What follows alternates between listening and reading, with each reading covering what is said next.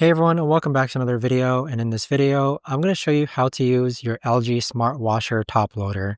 Now, this video is going to be particularly useful for individuals. Let's say that you just got the LG Smart Washer, or maybe you're at an Airbnb and you're wondering how to go ahead and use this. It's actually fairly simple.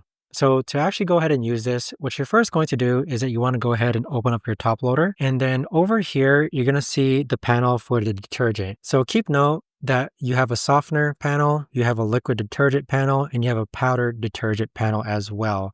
Now for the softener, only liquid softener can go into this panel over here. If you have a powder softener, do make sure that you actually throw it in within the washer itself. But once you place your detergent and softener, go ahead and close it up. Of course, you're going to load your clothes on a top loader.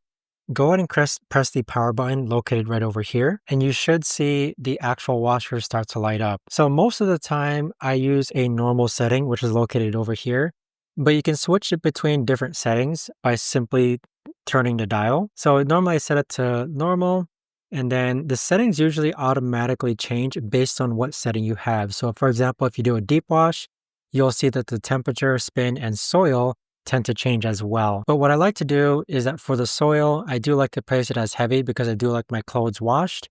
And then for temperature, some people might prefer it to be cold. But again, there's nothing wrong usually with just going with the default settings that are included with the normal wash. Obviously, you have different other wash modes as well, such as a quick wash if you don't have a lot of time, if you have heavy duty, like heavy jackets, heavy leather jackets, if you have bedding. And so with that, once you have the correct settings, just simply go ahead and press and hold start, and it'll actually go ahead and start. But there you have it, guys. That right there is the best and easiest way that I know of to actually go ahead and use your LG Smart Washer top loader.